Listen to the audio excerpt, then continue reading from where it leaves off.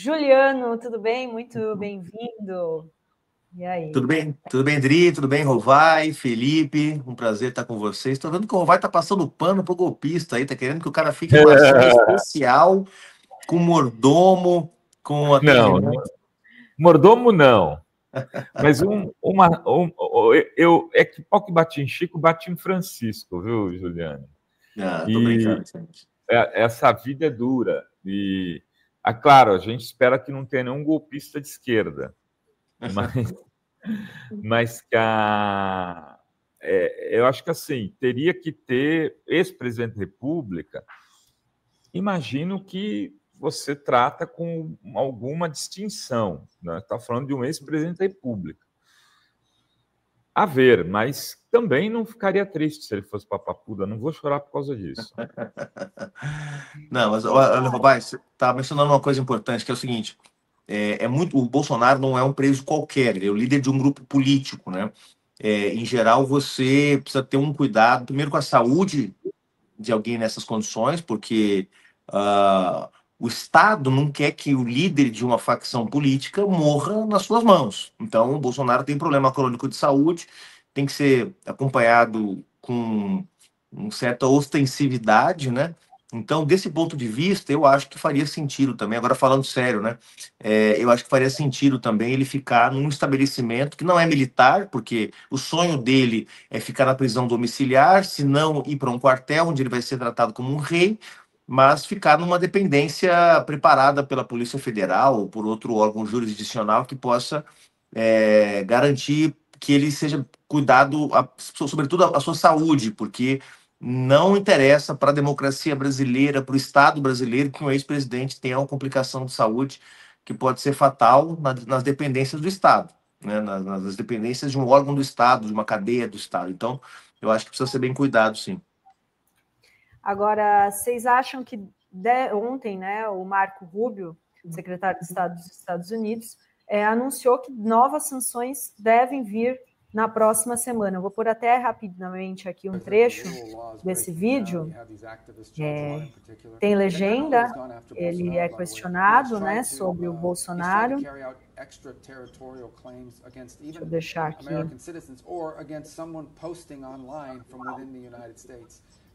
And has actually threatened to go even further in that regard. So there's going to be a U.S. response to that, and that's what we'll have some analysis that the rule. Ele diz: haverá uma resposta a isso e teremos aí alguns anúncios na semana que vem, em inglês para quem está só ouvindo, então tem legenda ali, mas basicamente é isso. Então eu queria perguntar para o Juliano, depois Felipe Rovai, se o que vocês acham que pode vir aí como novas sanções, novos produtos, o que pode acontecer? E qual deve ser a resposta do Brasil e se isso pode impactar ou não aí no julgamento e nessa decisão da prisão do Bolsonaro. Dri, em relação à postura do Supremo, eu acho que não impacta absolutamente nada. O Supremo já foi testado, né, da forma mais contundente possível, que era no julgamento do núcleo crucial da trama golpista, Bolsonaro, Braga Neto, General Heleno, etc. Então, eu acho que já passou no teste, né? Qualquer sanção que venha dos Estados Unidos não vai mais impactar nenhuma decisão da Corte, senão a decisão do próprio Fux, que tem ativos nos Estados Unidos, que quer manter boas relações com os Estados Unidos, que talvez tenha pretensões políticas eleitorais aí para frente, não sabemos, né? Mas acho que em termos da decisão do Judiciário brasileiro, isso está bem resolvido. A questão é se isso vai reacender, digamos assim, um enfrentamento mais intenso, porque vamos lembrar que a gente teve o tarifaço dos 50%, né, seguido de uma série de sanções nominais ao Alexandre de Moraes, ao Zanin, à ministra Carmen Lúcia, ao ministro Dino, depois suspensão do visto do Padilha, quer dizer, uma outra medida pontual, mas aquele momento de enfrentamento mais intenso, que foi o tarifaço e as ameaças, aquilo deu uma arrefecida nas últimas semanas, né? Eu acho que o mais provável agora, nesse momento, é que os Estados Unidos dificultem o acesso da delegação brasileira à Assembleia Geral da ONU, que acontece semana que vem, em Nova York. Já há aí uma operação em curso para atrasar a liberação das credenciais. A ONU já se manifestou agora de manhã, dizendo que vê com preocupação o fato das credenciais brasileiras estarem sendo atrasadas, né? Não as credenciais, porque as credenciais quem dá é a ONU. O visto de entrada nos Estados Unidos, né? A permissão para que os diplomatas brasileiros, a comitiva brasileira, participe da Assembleia Geral da ONU. Olha, seria a primeira vez na história, caso haja uma proibição, né? Caso a delegação brasileira seja barrada, de uma delegação. Olha, veja, nem a delegação de Cuba, no auge da Guerra Fria, foi barrada, né? Temos lá o épico discurso do Che Guevara na Assembleia Geral da ONU, denunciando, né, o imperialismo em Cuba, quer dizer... E a hospedagem no Bronx e no Harlem, lembra? Se hospedaram no Harlem. Também. Quer dizer, nem nos momentos mais críticos da política mundial, né, nós tivemos um cenário onde uma delegação foi barrada. Eu acho que nesse momento isso pode acontecer, porque a gente tem gente completamente sem limites na Casa Branca, né? Então pode acontecer sim de ter uma dificuldade para o ingresso da delegação brasileira. Agora, gente, em termos econômicos, vamos ver. A verdade é que o tarifaço virou um tarifinho, né? Ou como dizem, um tarifake, porque 700 produtos numa lista de exceções realmente vai impactar pouco a economia brasileira. Claro que vai gerar desemprego, vai gerar uma série de inconvenientes. A equipe do Ministério da Indústria e Comércio, do ministro Alckmin, estão tendo que trabalhar no triplo para poder evitar perdas comerciais mais relevantes para o Brasil, mas a verdade é que o impacto econômico vai ser menor do que se previa, né? Então vamos ver se eles vão apostar numa nova rodada de sanções econômicas, o que eu acho pouco provável, ou se eles vão ficar fazendo esse tipo de firula, como barrar a delegação ou parte da delegação para a Assembleia Geral da ONU, ou alguma coisa do tipo, né? Odri, só para complementar, já que você ia passar a palavra para a gente, eu concordo inteiramente com o Juliano, e acho que a sanção, o que vier, vai ser muito menos econômico e muito mais simbólico, muito mais no campo de causar simbolicamente na mídia.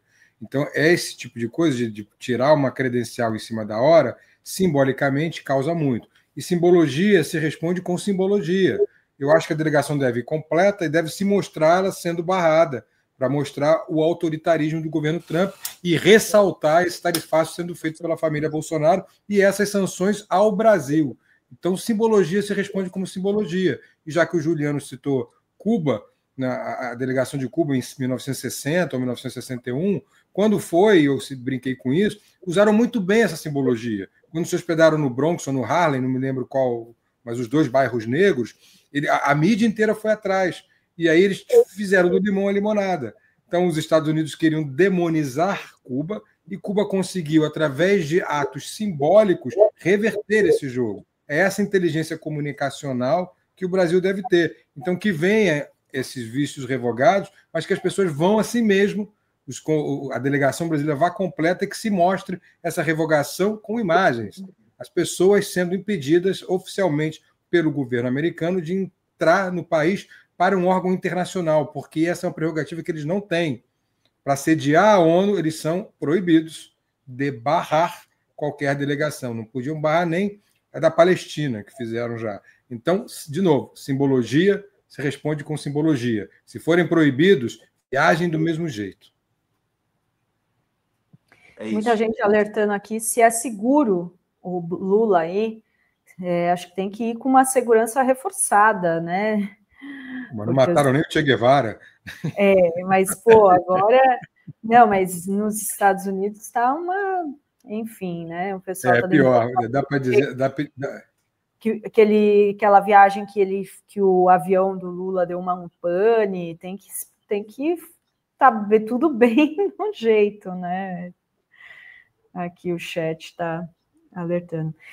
Olha só, eu queria trazer outra notícia, não sei se o Rovai quer comentar também, mas queria... Não, pode trazer. Essa notícia de hoje, Brasil atingindo o menor desemprego da série histórica, o desemprego caiu para 5,6% no trimestre encerrado em julho de 2025, menor nível desde 2012, que foi o início da série histórica da Pesquisa Nacional por Amostra de Domicílio PNAD.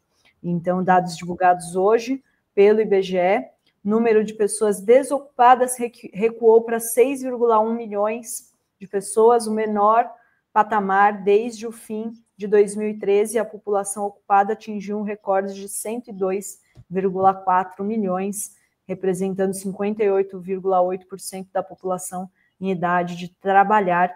Queria que vocês analisassem a importância desses dados e já entrar aí para 2026, se isso pode aí ter impacto na popularidade.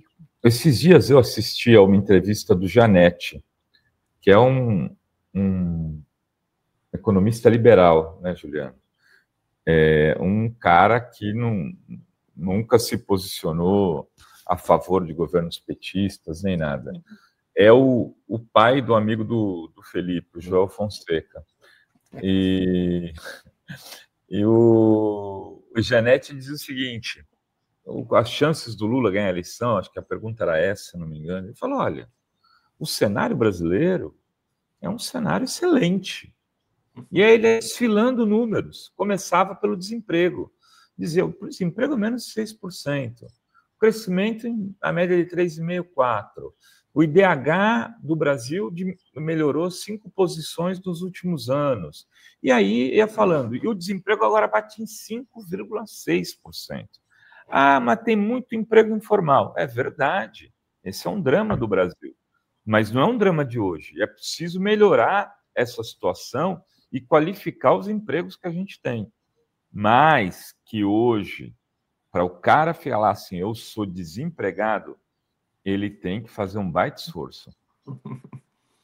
É verdade, Rovai. Eu vi essa entrevista hoje, por acaso, tá? Uma entrevista que o Janete dá para o Marcelo Taz, se não me engano, né? Isso, Marcelo Taz. Isso. Comentando exatamente, a pergunta era se o Brasil tem condições de encarar os efeitos do tarifaço dos Estados Unidos. E ele traz exatamente esses números. Ele mostra que o Brasil está entre as 10 principais economias. Os números do mercado de trabalho são bons. Tem um problema que é estrutural da economia brasileira, que, aliás, não é só da economia brasileira, de todas as economias sul-americanas, do sul global em geral, que é o problema da informalidade. Mas isso tem a ver com a característica da nossa economia, que é uma economia onde 70% da riqueza vem do setor de serviços hoje, né? Então isso também impacta, porque o setor de serviços tem alta rotatividade, salários um pouco mais baixos. Então tem uma série de características aí que produz essa informalidade também. Mas os números da economia são bons. Agora, para além dos números serem bons, lembrem que a gente comentou muito, inclusive aqui na Fórum, de que apesar de números bons, nem sempre esses números se refletiam na perspectiva de melhora das condições de vida da população. Ou seja, as pessoas, ao responder uma pesquisa, não reconheciam esse bom momento da economia. Muitas vezes nós comentamos isso aqui, né? E eu tenho a impressão, Rovai, Dri, Felipe, de que isso está começando a mudar, né? Os números do Datafolha da semana passada apontam uma melhora da avaliação do governo, e acho que de todos esses índices econômicos que têm a ver com emprego, consumo, talvez o mais importante, não está nessa matéria que a Dri trouxe, mas que impacta também essa matéria, é a redução do preço dos alimentos, tá? Inclusive com deflação no mês passado. Isso significa que a maior parte do consumo das famílias mais pobres, que são as famílias que compõem hoje mais de 50% dos trabalhadores e trabalhadoras brasileiras, são aqueles que vivem com até 2 salários mínimos, a maior parte da renda dessas famílias é consumida nos alimentos e serviços, basicamente. Se há uma redução, ou pelo menos uma estagnação da inflação dos alimentos, isso significa aumento do poder de compra. Então, a soma de emprego, de uma economia aquecida, que já é uma característica de quase um ano que o Brasil está com a economia aquecida, e faz quase um ano que os números de desemprego estão batendo recorde atrás de recordes positivos para o país, digamos assim, né? Então, de emprego.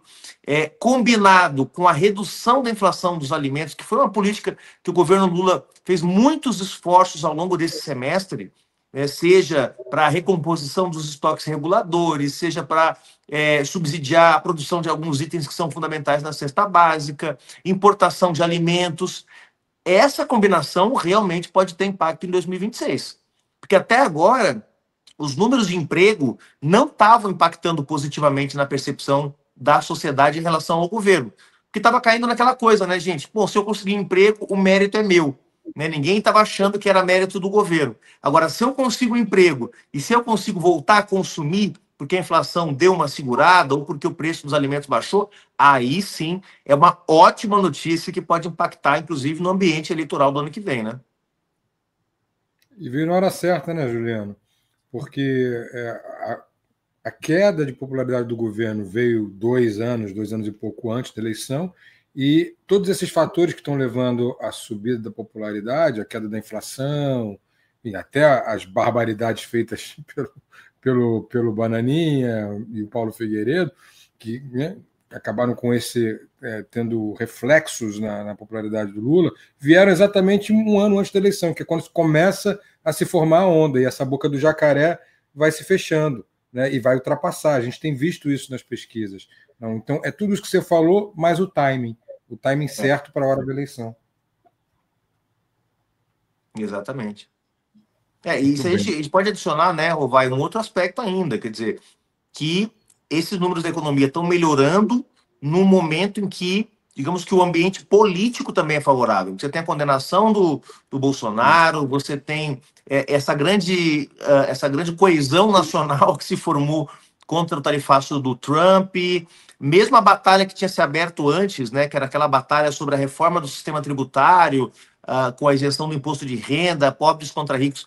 Nós estamos há uns 2 meses ou 3 meses de melhora sensível do ambiente político para quem busca reeleição, né? Qual é o pior cenário para quem busca reeleição? Desgaste, estagnação, não ter um adversário claro, não ter uma agenda clara. Isso tudo mudou. Essa era a crítica que se fazia ao governo do presidente Lula 8 meses atrás, 9 meses atrás, que o governo não estava com uma agenda clara, estava com dificuldade de polarizar, né, que estava com dificuldade de mostrar suas entregas, crise na comunicação, crises até meio criadas pelo próprio governo, como foi o caso do PIX, né, em janeiro desse ano. Então, de repente, tem uma mudança importante aí no ambiente, né? O Juliano, o Kassab costuma ser tratado como um gênio da política, tal, né? E recentemente ele deu uma entrevista dizendo que o Lula está perdendo o centro e que a direita deve ganhar a eleição. E aí a gente vê esses índices, essas mudanças nos índices de pesquisa que diziam o contrário. O que ele está vendo que nenhum de nós está vendo? O que o Kassabão enxergou aí no futuro? Rovai, o Kassab não é um gênio da política. O Kassab é um malandro da política. São coisas muito diferentes. Até um relógio quebrado acerta a hora 2 vezes por dia. E o Kassab, se ficar parado, vai chegar na véspera da eleição, vai ver qual canoa está mais na frente e vai subir nessa canoa.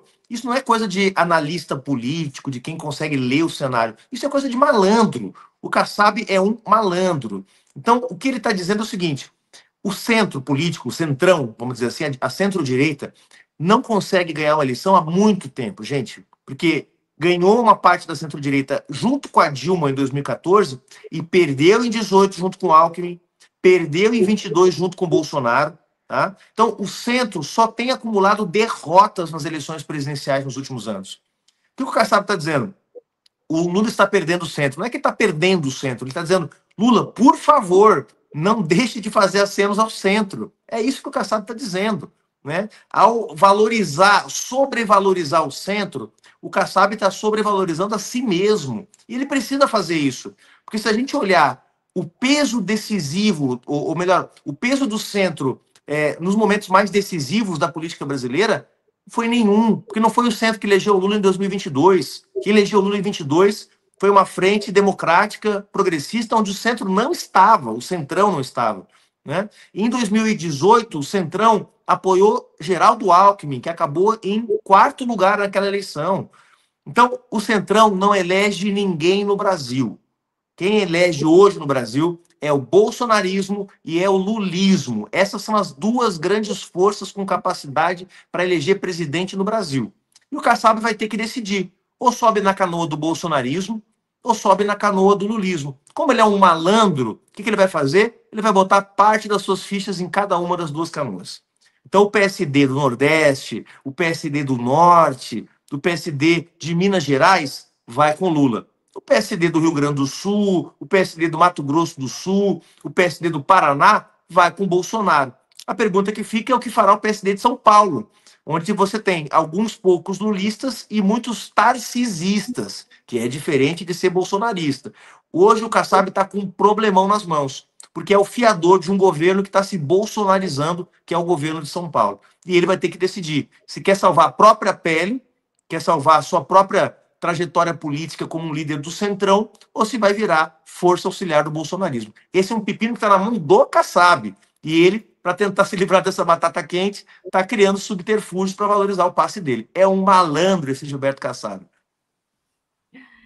Ô, Juliano, e você acha que o Tarcísio é mesmo o nome da extrema-direita para 2026? E sendo ele, quem você acha que vem para São Paulo? Alckmin deve sair a governador, por exemplo, deve sair, não ser mais vice numa chapa com Lula? Qual que é a sua análise?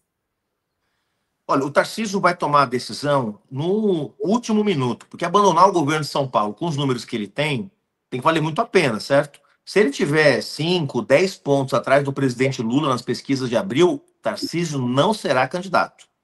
Fica aqui em São Paulo e disputa a reeleição. Se ele chegar em abril do ano que vem empatado com o presidente Lula, bom, aí sim acho que ele renuncia e vai ser candidato a presidente com apoio do bolsonarismo, tentando atrair alguns partidos de centro, como é o caso do União Brasil e do PP, que já se bolsonarizaram mesmo em muitas partes do país. Sobre São Paulo, eu tenho impressões, mas tenho, sobretudo, informações, tá? O que eu ouvi aí, junto a alguns companheiros e companheiras, é que o presidente Lula prefere que Alckmin continue como vice-presidente, tá? Isso só mudaria se houvesse um deslocamento muito relevante, um partido grande, como União Brasil, como o PSD, viesse formalmente para a coligação. Nesse caso, teria a prerrogativa de indicar o vice. Isso não vai acontecer, gente. Não há nenhum sinal de que um grande partido do Centrão vai embarcar na coligação do Lula já no primeiro turno. Com isso, o presidente Lula parece que prefere manter o Alckmin como vice, porque está tendo um papel importante na interlocução com os setores produtivos por conta do tarifaço agora. Tá fortalecido o presidente Alckmin, né? O vice-presidente Alckmin. Ontem teve um ato aqui na PUC, né, daquele movimento Direitos Já, e ele foi a grande estrela do ato, eu estava lá também. Eu vi que ele foi muito bem recebido. Então, está no momento de fortalecimento o geral do Alckmin. Sabe que a eleição em São Paulo é uma eleição muito difícil e, pelo que eu ouvi, também prefere ficar como vice-presidente. Então, hoje, a tendência é Alckmin continuar sendo o parceiro do Lula na eleição de 2026. E aí, nesse caso, o nome mais cotado, também pelo que eu tenho ouvido, é o nome mesmo do Fernando Haddad, né, que seria um nome que o presidente Lula tem muito agrado, né, porque foi candidato na última eleição, etc. Teria um palanque, né, o Lula vai ter que ter um palanque seu em São Paulo, e o nome que o presidente Lula tem trabalhado aí nos bastidores é mesmo o nome do Haddad. Eu acho que o mais provável é ter o Haddad como candidato do presidente Lula, e, claro, provavelmente numa frente também com todos os partidos de esquerda e centro-esquerda, ter o Alckmin como vice-presidente, e alguma composição no Senado. Aí tem o PSOL, aí tem a Rede, aí tem o próprio PSB, né? Você tem 2 vagas de Senado e tem a vice do Fernando Haddad. Dá para acomodar com facilidade toda a centro-esquerda e a esquerda em São Paulo para ter uma unidade aqui com um candidato do PT na cabeça de chapa, porque eu acho que é bem provável. Tem o nome da Erika Hilton, que está aparecendo muito bem nas pesquisas também. De vez em quando aparece o nome do próprio Guilherme Boulos, mas eu acho que hoje a tendência é o presidente Lula defender que o nome das esquerdas seja o Haddad e, com isso, se formar uma frente por aqui, né? Agora, o Haddad, eu conversei com pessoas muito próximas a ele, disse que ele não quer e que ele vai bater o pé como bateu na candidatura a prefeito, que ele não assumiu quando naquela disputa que o Boulos foi para o segundo turno de 2020, né? Uhum. 2020. Ele bateu o pé e não aceitou, e diz que ele está com a mesma postura daquela época, Juliano.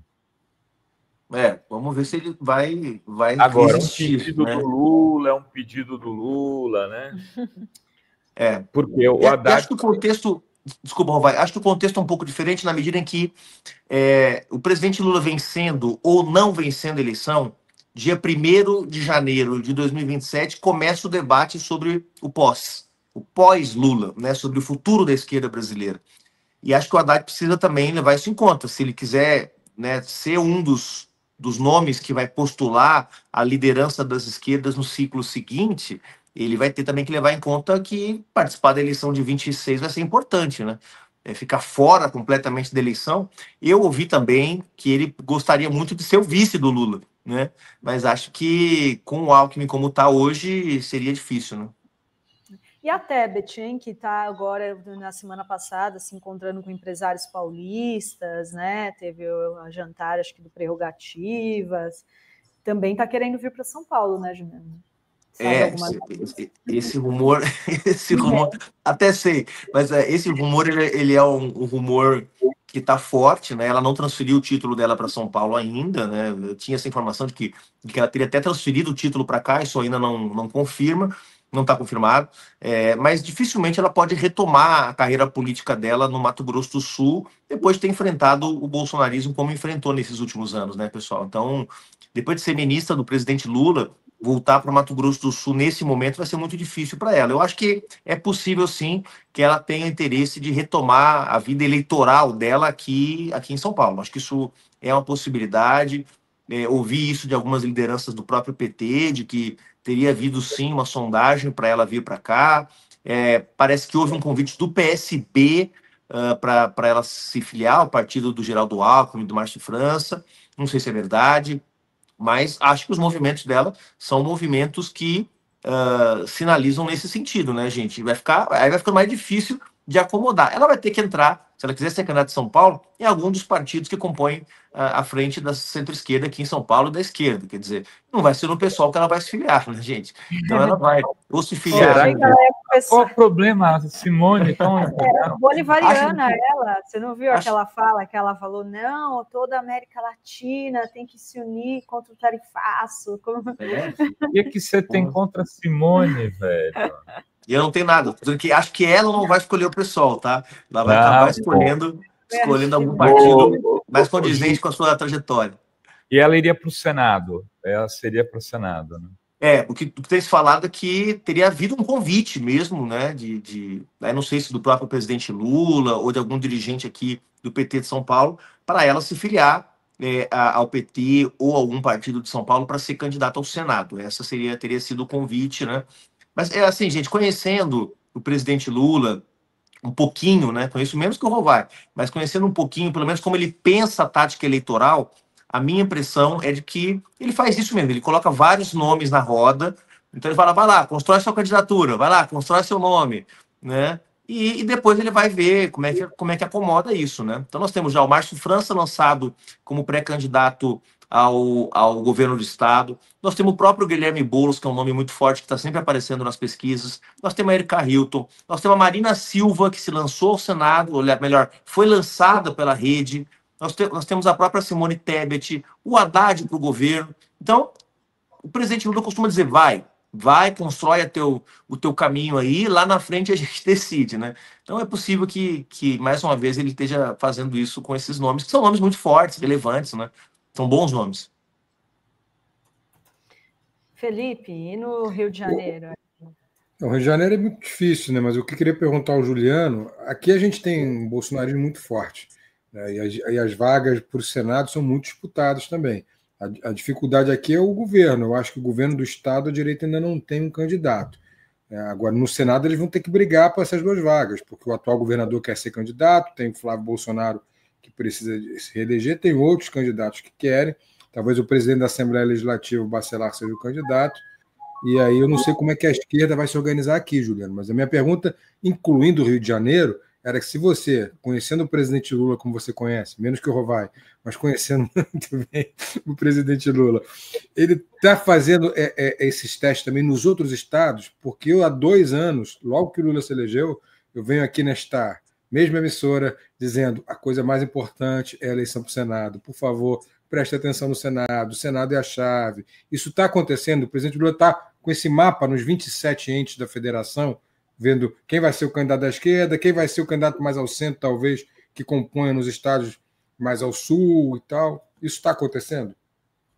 Honestamente, acho pouco provável, viu, Felipe? Acho que nesse momento presidente Lula está olhando para a eleição presidencial, que significa identificar aliados possíveis que ele pode deslocar do centro, da centro-direita.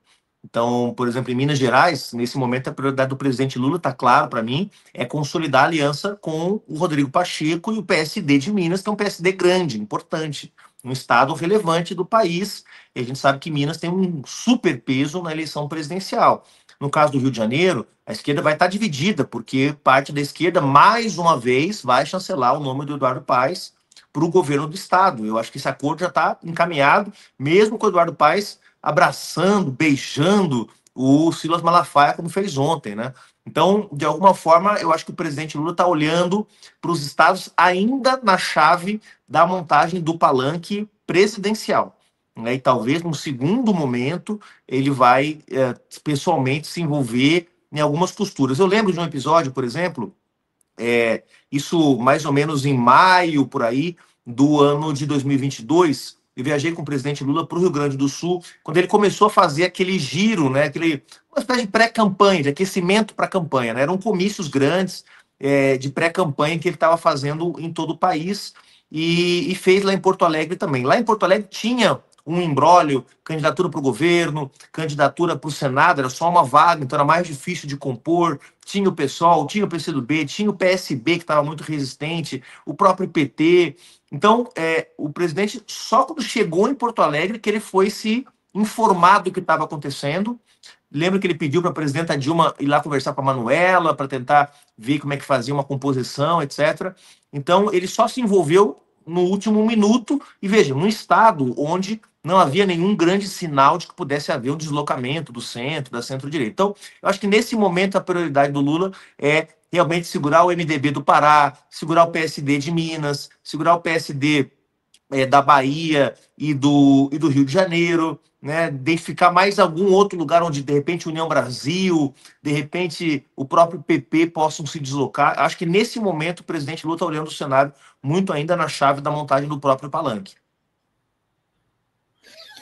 E o Boulos?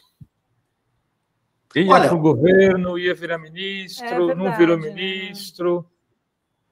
O Boulos, bom, primeiro que o partido certamente conta com ele aí para uma reeleição, porque ele fez 1 milhão de votos para a Câmara dos Deputados, então certamente há uma expectativa do pessoal de que ele dispute a reeleição, né? Óbvio que se o presidente Lula fizer um convite, formalizar um convite para uma tarefa no governo, eu acho que isso vai ser levado em conta por ele também. O Boulos tem sido uma liderança fundamental na defesa do governo, na defesa da formação dessa frente das esquerdas, da centro-esquerda contra a extrema-direita, é uma das vozes mais potentes que a esquerda produziu nos últimos anos.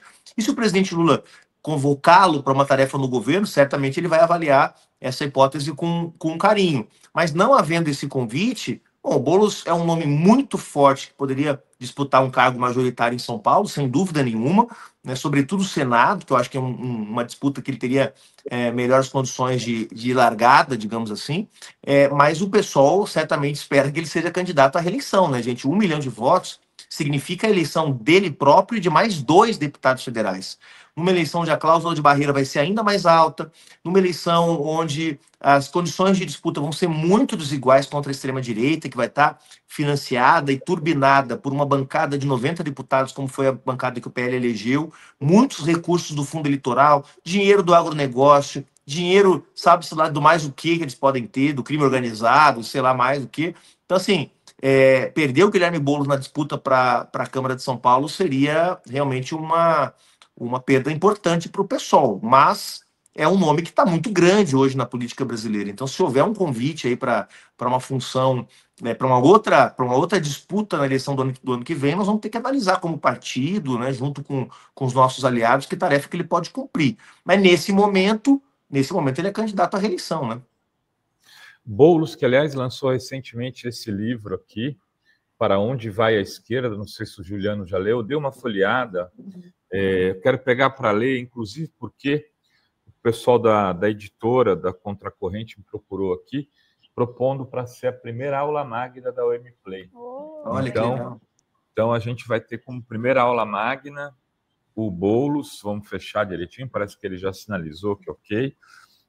Para onde vai a esquerda? Aula fechada só para quem se inscrever no MPlay. Dri, eu acho que o Juliano não sabe se inscrever, ele tem dificuldade. Você podia explicar para ele? De repente a gente podia dar de presente para ele. Uma assinatura na OMPlay.